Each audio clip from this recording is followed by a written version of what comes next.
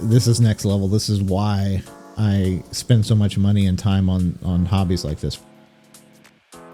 Okay, so today I'm going to give my first initial impressions on the Alienware 32 AW3225QF. It's 4K, it's 240 hertz. It was released on January 11th via Dell.com.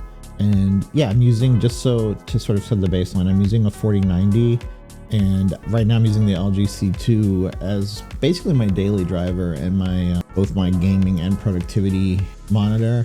I've also used GWF by Alienware. I've used the LG 27-inch OLED. I've used some other 240 hertz IPS monitors. So over the years, and especially this year, I've been through quite a few. And so, but basically today I want to focus on, if you have an LG C2 or C3, or you're looking at one of those, the 42-inch for desk versus this Alienware 32-inch, what kind of decision should you make? So hopefully I can give you some insight into that.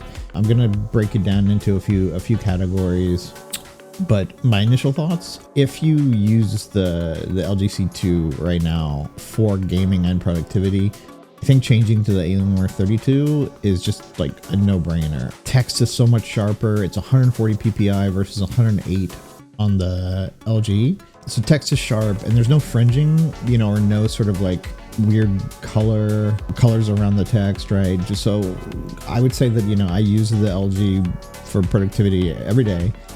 This new Alienware, I think, just testing it in sort of all white spreadsheets with lots of copy, and also dark mode and some documents, and it's just so much nicer, so much easier on the eyes, and so much easier to read. Plus you can have it closer to you, right? You don't need to sort of put it 3 feet back like you do the 42-inch. So that's a huge benefit, I think. And with that, I'll get into the meat of this. So the first topic I want to cover is form factor. So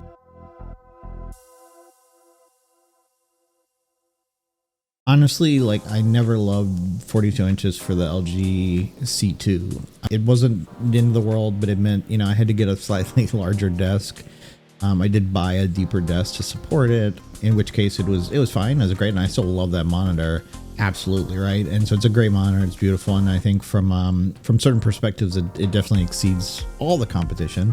That being said, 32 inches is much more comfortable for me. I can have it closer to me, and I did find, right, with the 42 inches when I was gaming, I would have to sort of look around in the periphery a bit more. So I did, and I do have a 27-inch 240 hertz that I use when I'm really serious about gaming or whatever. Speaking directly to form factor, so this Alienware 32-inch has a curve, and I know there's a lot of positive and negative energy around that curve. I'm not a fan of the curve in general. I think it's unnecessary, but it also doesn't really hurt it, right? I'm not fixated on the curve when I'm in the middle of doing something, whether it be gaming or productivity. Don't really notice it. I think it's so subtle that it's sort of a moot point, right? It doesn't really impact me one way or the other. I felt like with the DWF, the curve was pretty necessary. Otherwise, gaming in the periphery was just sort of too far away from my main POV. And so it just felt more necessary on the wider monitor, certainly. On this one, I'm not, it's there, but it doesn't really matter one way or the other. I don't think it's gonna be. It shouldn't be a reason that you do or don't buy this monitor. 32 inches is sort of what's important to me, right? 32 inches at 4K allows you to get 140 ppi, which is incredibly sharp. If you're sitting a foot and a half away from it, even, right, it's like you're not going to be able to make out any pixels. It's beautiful. Type is great. And so, yeah, I think that the biggest upgrade, right, for me is the 32 inches. It does take a little bit of getting used to if you've been maining the 42-inch LG for a while. I mean, by that point, right, you probably have gotten used to this sort of really big monitor, and it feels a certain way. I mean, also, obviously, that monitor is less than 110 ppi, so you have to sort of be far away in order to not sort of see it and see pixels in it, and it effectively seems the same.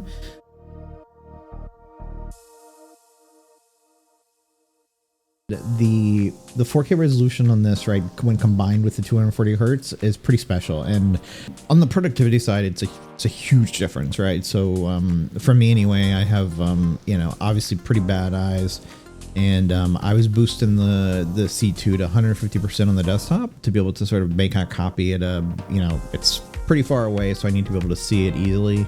So I can get by on 125% on the Alienware. But besides that, I mean, it's really crisp. On the DWF, I did notice some like fringing and a little bit of weirdness with copy. It wasn't so bad that I couldn't read it or anything, right? But it was just like a little bit annoying. On the LG, I mean, it looks okay, certainly. And I use it all day, I'm probably on that 6 hours a day, right? Doing work. Been that way for, I don't know, a year, at least a year. And so it's fine. It's a little fatiguing, but it's not the end of the world. It's fine. But this just makes me super excited, just because the combination of it.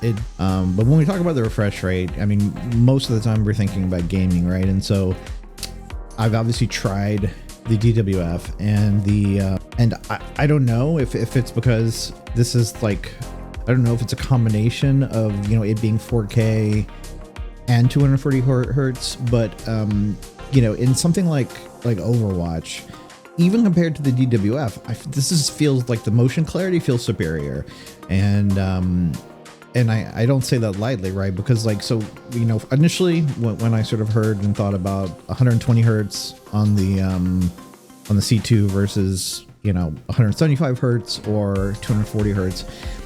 The numbers are pretty minuscule, like just from like a quantitative perspective of what you can expect to see, right? And so I didn't expect much. And actually, every time I've tried a 240 hertz monitor, I've been pretty impressed with the motion clarity. You know, on games where you can drive 240 frames per second easily, and on this 240 hertz monitor, it's gorgeous. So those games for me are like Apex, Overwatch, Fortnite. I can keep my settings high with the 4090. I'm getting, you know, more than 240 frames per second, and I'm not dipping below that. And I'm able to I'm really able to sort of like utilize the 240 hertz at 4K, and that mix is just amazing, right? Like, because I have some experience with 240 hertz monitors, including some 240 hertz OLEDs. There's just some special mix, right? And I mean, I'll do a lot more testing and playing around with this in the future to sort of figure out, you know, exactly what's right for me and what's sort of like I'm enjoying so much about it. But like the fluidity of play in Overwatch, like I'm not really playing it necessarily for you know, the extra frames being cycled in, you know, to be a better player. I'm not that good to care, right? I mean, I want it to be as sort of like as competitive as possible, but I'm not gonna like have an illusion that those extra frames are gonna make me better.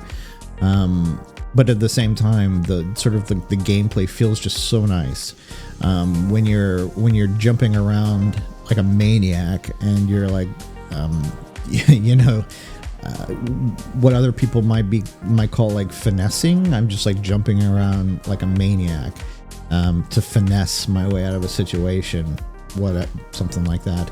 It's just really beautiful, right? The background doesn't go wonky. I don't get dizzy from being a maniac and jumping around, and it's just like it's a beautiful experience. I'm joking, obviously, but like it really is a super nice experience. And the motion clarity, it just feels, it's way better than 240 hertz on an IPS. Right? The Alienware, because of it being both 4K, 240 hertz, and the PPI, and I'm assuming some other factors, mean that it's just, it feels like a superior experience. And it's one of those things where when I first got the C2, it wasn't my first experience with OLED, but it was my first experience using OLED as a computer monitor. And it was one of those like jaw-dropping, like, oh wow, like, you know, I played Cyberpunk when it first came out, and by the way, I had no problems with it, so I don't know what's wrong with all you guys, but it was gorgeous, right? Absolutely gorgeous. And now I played Cyberpunk on this monitor, and again, having that wow experience, like, damn, this is next level. This is why I spend so much money and time on hobbies like this, right? So yeah, I think that you know, I obviously the 360 hertz is coming out, but now that, you know, I've tried the 4K, it's just really hard to think about going back to 1440p, especially for productivity work. Like in gaming, you don't necessarily notice, right, as much, you know, the 1440p versus 4K, but it feels like a special combination between all the factors in this one, right? So the speed, the size, the PPI, all those things sort of come together and I think make it a really nice experience that, you know, just hard to replicate.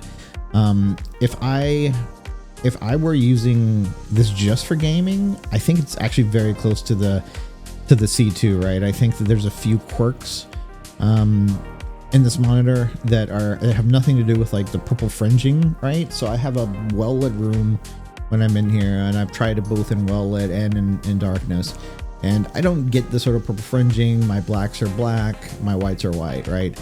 I do think the HDR experience is better on the C2. It's hard to quantify. On the C2, it just feels a little bit more lifelike and alive. On all the Alienwares I've tried that are QD-OLEDs, it feels a little muted. Now that being said, I mean, I'm doing like direct A/B comparison, right? Like if I wasn't, I wouldn't notice it, to be honest.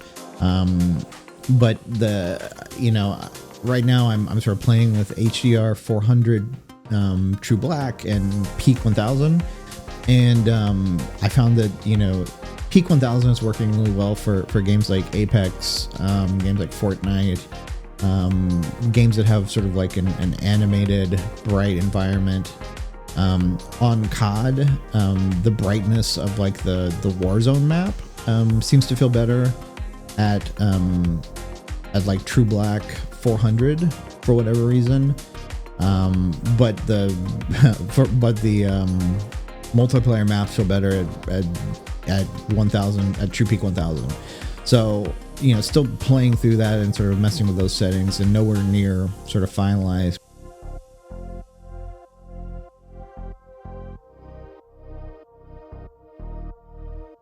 No.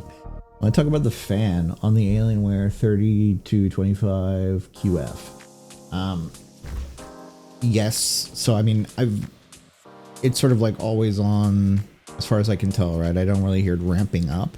At the same time, it is so faint. I have in this room right now 3 fan devices now, I guess, right? I have like my computer, which has, let's see, 1, 2, 3, like 9 fans in it. But I have it on quiet mode, and it's still, you know, there. I'm wearing open back headphones, so I can hear it a little bit, right? I have a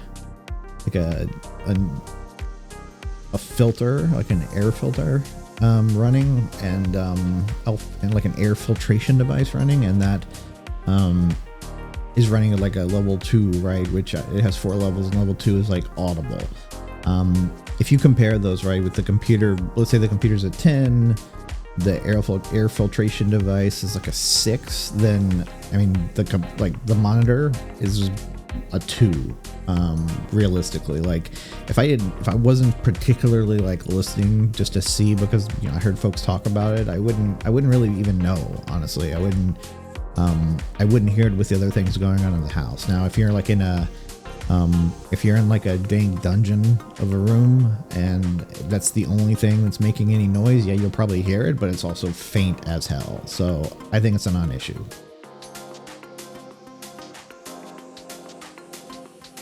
I want to talk about a few comparisons. One is with the LG C2, one is with the Alienware DWF. So I think in both cases, motion clarity is king with this new Alienware 32-inch 4K. You know, I think it's a combination of it being 4K, of the 240 hertz. The color is amazing. Certainly. The one spot where it sort of is letting me down right now is a bit in the HDR, but not so much that it's really noticeable. It's only noticeable, like I said, when I sort of A/B test between the other monitors. And it also could be, let's be frank, right? It could be user error. I haven't really done much. I haven't done any tweaking or anything on it. So perhaps it's me. And I haven't changed anything in the NVIDIA control panel. For the C2, I made some tweaks in the NVIDIA control panel related to color, to sort of remove some of the blue. And so there's a little bit of the blue happening right in the HDR. Now, that being said, that's sort of moot, because I don't think it really matters. I think what's important is when we compare those three, motion clarity, related to the combination of those things, it just feels absolutely superior, right? In games where you can drive 240 frames per second, it just is unbelievable, right? It's sort of the best experience you can have. So if you can drive 240 frames at high settings, because I think DLSS in some games works, and in some games it just looks like trash, right? I think DLSS in COD looks like absolute trash. But if you don't turn it on, you're going to have a hard time pushing 240 frames per second, to be honest. I was able to get to go above 240 using like a target frame rate, which is less than ideal. But in Apex, in Overwatch, in Fortnite, I mean, I can push 240 frames with the 4090 and high settings with little problem, right? In those scenarios, this is it, right? This is absolutely perfect. If you're going to upgrade later to a different GPU, this is a great monitor for later as well, right? So when you get to that point where you can push those frames on anything you want, then yeah, I mean, this is the one to have, and I think it clearly beats those two. I think where it becomes a little bit trickier is, you know, if you have the DWF, do you upgrade to this? If I were able to sell the DWF for a decent chunk of the price of this, yes. Otherwise, I think it's really tight. The DWF obviously has the wider screen, which I actually like. You know, I think it's nice. The LG has its quirks, right? It's a large panel, but at the same time, I think it's sort of the number one as far as like just HDR performance. The C2 and I'm likely the C3 as well, right, has sort of the best HDR performance in my mind right now. The DWF and this new Alienware, I think, are very, very close, right? They're very close in performance. I think that the motion clarity is definitely better on the new one. I think that overall, you know, if I'm being picky, the color is a bit better on this, and the text fringing is definitely better on the new Alienware 32-inch 4K. So if those are important to you and you're going to be using it for productivity, then yeah, it probably makes sense to upgrade it. If you're using the LG C2, if you love the size, then, you know, this is going to be obviously a much different form factor. And so that might be something that, you know, you don't want. For me, if the LG C2 were 32 inches and 4K as it is, I would love it. I would buy one of those. Unfortunately, right, like the LG panels that are coming out this year are gonna have matte coatings, and I've tried the matte coatings, and I mean, it just looks like trash.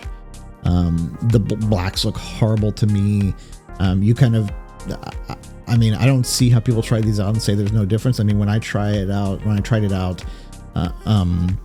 it seems to just kill the OLED experience, right? You're getting it for like absolute blacks, and that matte just seems to kill it, no matter what kind of room lighting you have. That being said, I do want to be clear that these Alienwares, when people talk about the purple fringing, just to be super clear, I'm not getting that. I don't see it on the DWF or this one. So if you see it on the DWF, you probably will see it on this one, because I'm guessing it's like you're sensitive to that in your eyes. I don't see it on either. So that's just my 2 cents on that.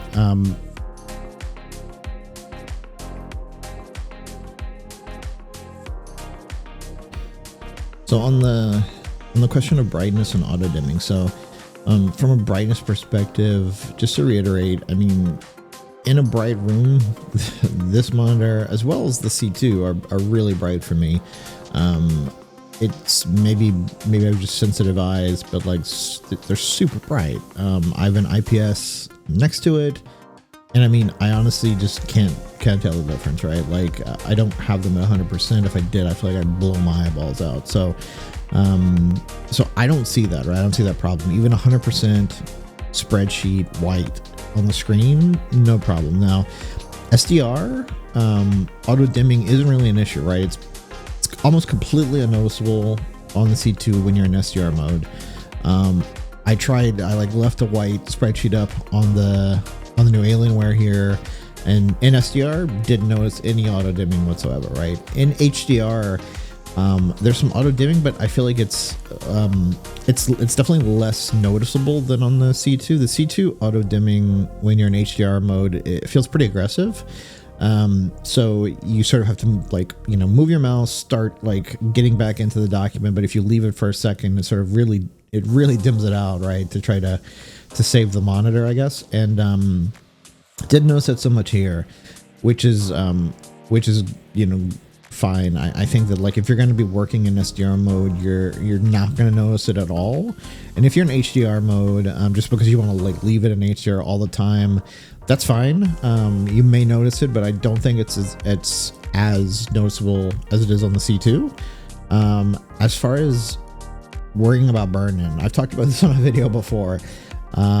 So there is a 3-year warranty with Dell. I think there's a 4-year warranty with Best Buy, perhaps, for any kind of, you know, burn-in. 3 years is absolutely fine in my opinion. I mean, if you're going to be worried about babying the monitor, then I just don't see, you know, like maybe wait for like a better technology, right? But the reality is like, you know, there may be burn-in certainly, but you're going to be covered for 3 years. And, you know, I think you just have to sort of be okay with that possibility. You know, you if you're going to be like, you know, worrying a ton about it, if you're going to be like having to baby it and make changes to your workflow for it, then like don't get an OLED, right? Get something else.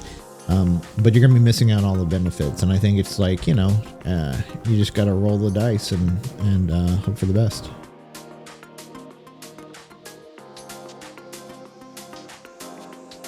On the topic of HDR, again, completely subjective, right? And this is just done by my eye. I'm putting the LG C2 next to the Alienware, and I'm trying out different games essentially. And my take is that games that are animated and are generally bright look great, right? So like Apex, Overwatch, like even the dark parts of Overwatch look good. In COD, where it has like a more realistic feel, dark areas on the multiplayer maps definitely look muddier on the Alienware than the C2. The C2 handles it really well, and the difference between the darkest and the lightest moment in the scene is handled really well. Where I feel like on the Alienware, I'm not getting that great dark to brightest bright. Now, it's a very minuscule difference, right? What I'm talking about here is like sort of nitpicking when I'm A/B testing it, but I do think it's appropriate to call it out, right? Like again, this is like my first look and my first impression, and I haven't tweaked things. I haven't really gone into like, you know, besides looking at like different HDR modes on the Alienware, I haven't done any other tweaking really, right? I've tried the Windows calibration tool on and off. So deleting the profile and using the profile. I've tried in-game calibration settings, and so far, out of the maybe 5 games I've tested, 4 looked great, and COD is the one that's sort of the outlier. But that doesn't mean, you know, I'd love to try something like Alan Wake or Dead Space. So in the coming sort of weeks, I'm going to be testing out some other games that have dark moments with some bright highlights to sort of see if this really is an issue. The other point is I am A/B testing these right next to each other, and so if I wasn't doing that, I don't think I would notice. So to be fair, you know, yeah, there's a difference, but it's sort of like I probably wouldn't notice if I wasn't A/B testing it. So take that as you will, and I'll come back with sort of like a more fully formed opinion once I've given it a full run through. This is just my, you know, my sort of sneak peek into having this monitor.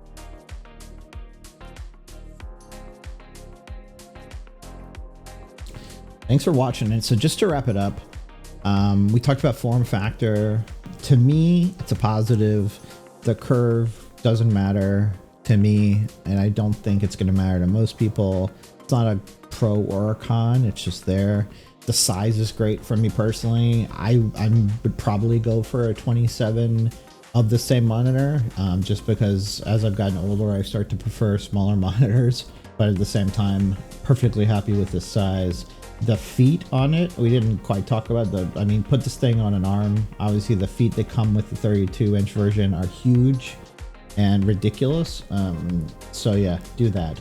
As far as resolution, resolution, motion clarity are amazing. 140 ppi, they look great. They don't really, I think, like, it's in a league of its own right now as far as both of those, and color, right? So I think from a color perspective, it also has the widest colors, at least, again, completely not calibrated except anything from me looking into this and comparing it to my other monitors. The colors are poppier but not oversaturated, and to me it's just like a more pleasant experience. We talked about the fan. Unless you've been bitten by like a radioactive elephant that gave you superhuman hearing, the fan is a non-issue. If it starts cranking up louder on me later, I will surely add it to my next video where I go to a deeper dive on this, but for right now, non-issue. Looking at it directly in comparison to especially the C2 and the C3 for that matter, I think it's close. I think that if you are perfectly happy at 120 hertz and the form factor and the 42 inches of the C2, and you're never really concerned about competitive gaming, then yeah, I think perhaps you could be fine with the C2. And I think overall the C2 is probably a slightly better HDR machine, at least looking at it first take. That being said, I think everything's a trade-off, and so all the other sort of things that the Alienware offers probably exceed past what the C2 or C3 can give you right now. So I think a lot of exciting stuff to come, and we'll just have to sort of see what happens in the year ahead. We talked about burn-in. Burn-in to me is like, it's a non-issue. It's an issue, but it's not one I care about. And so if you care about it too much, then I think don't get an OLED. Take a look at the wording and the warranties. Make sure it covers burn-in specifically, and if you're worried about it and you think you're going to be obsessing over it, then you probably want to get something other than OLED, right? Because it's always, or at least for right now, it's going to be an issue. And with that, I think that's everything. So yeah, I'm going to put together another video where I go a little bit deeper into this monitor once I've had more time with it, but I did want to get out my thoughts as quickly as possible because I know a lot of people are excited about this. I'm excited about it. So yeah, if you have any more questions, let me know, and hopefully this helped just to give you an idea from from an enthusiast perspective and not a technical perspective what to expect. If so, definitely give me a like and a follow. I would love it. Thank you so much.